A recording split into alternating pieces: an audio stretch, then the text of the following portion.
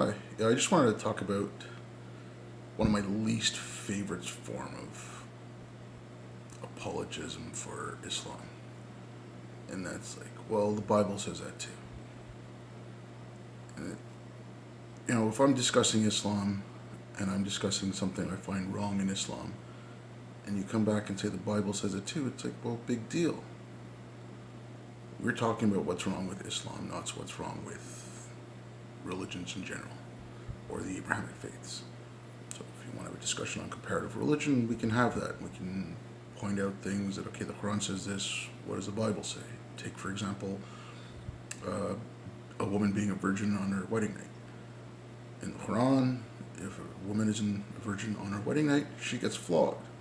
In the Bible, if she's not a virgin on her wedding night, according to the Old Testament, you have to take her to her father's doorstep, and he will lead the community into stoning her. So, you can say, yes, the Bible's worse than the Quran for that. But, if we're talking about oppression of women in Islam, and you say, well, the Bible says it too, and the Bible, yes, fine, but we're talking about Islam. We're not talking about Christianity or what the Bible says. So, it's not even a valid argument. It's a nonsensical argument that just, you want to change the goalposts. You want to sound like you know what you're talking about. But you're not discussing the actual issue. The issue is the things that are wrong with Islam.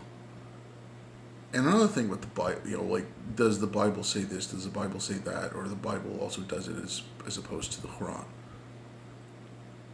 Islam was supposed to be the final and the last and the most perfect revelation given to man. The other two revelations of Judaism and Christianity, in the Quran it says, well, these were corrupted and people weren't following them correctly, and there was mistakes and they were wrong because people just changed things around and changed the message. So the Quran is supposed to be perfect, and it's supposed to be the last, most perfect revelation. So if you're saying, well, the Bible says it as well, and it's wrong there, well, then the Quran should have fixed it. So your argument of the Bible says it too, who gives a shit? Yes, the Bible says it as well in certain cases.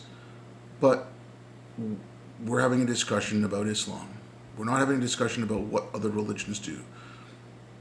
And then there's a final thing. Let's look at the percentage of Christian countries that are enacting the laws of the Bible, be it the Old Testament, just the Ten Commandments or whatever. How many are doing that? And then take a look at the number of Muslim countries that are enacting Sharia, like full-on Sharia or partially or whatever. And I mean, right away, there's more Muslim countries, by far. I don't think you can think of one. I can't even think of one Christian country that follows the rules of the Bible. So, to the letter, they don't have their laws based on the Decalogue. They don't have their laws based on Leviticus or Exodus or Deuteronomy or anything like that. But with the Quran and with Islam, it's, in Sharia, in Muslim majority countries that are under Sharia, they are following the letters of the Quran. There's more Muslims who follow the fundamentals of their religion than there are Christians, if you look at it percentage-wise, and even numbers-wise, I think. So, I mean, that is just a vacuous argument that makes no sense, and it serves no purpose except just to, move the argument, move the goalposts, change the argument, start arguing about something else. So if you want to sit down and have a discussion of comparative religion and which one's worse, that's fine.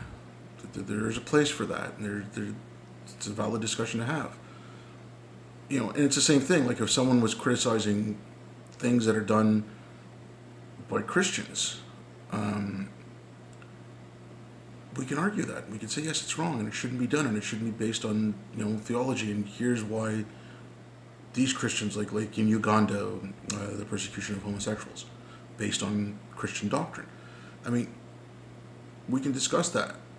And at that point, it's not, if you're discussing Uganda and specifically and talking about the Christian rules they've put in and some of the evangelists from the States going down there to help push those kind of ideas, that's not a point to say, well, the Quran does it even worse and the Quran's, Muslim countries are even worse.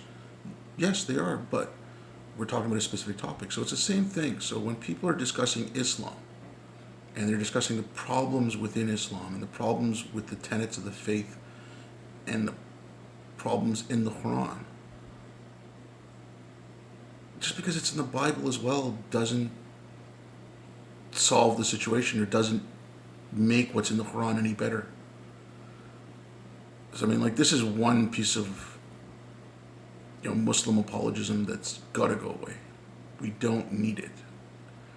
It's you can come up with better arguments than that, because it is, quite frankly, an absolutely useless argument. And I'm not going to tell you what to say or what not to say, but it's something that just needs to be put to rest. Just because the Bible did it as well, who cares? We're talking about Islam. We're not talking about Christianity. We're not doing a comparative study of the Quran in the Bible. We're talking about why certain Muslims do certain things because of the doctrine of their faith. They're not doing it because they read the Bible. They're doing it because they read the Quran and they're following the rules of the Quran. So, can we at least just put this piece of garbage to rest? Thanks.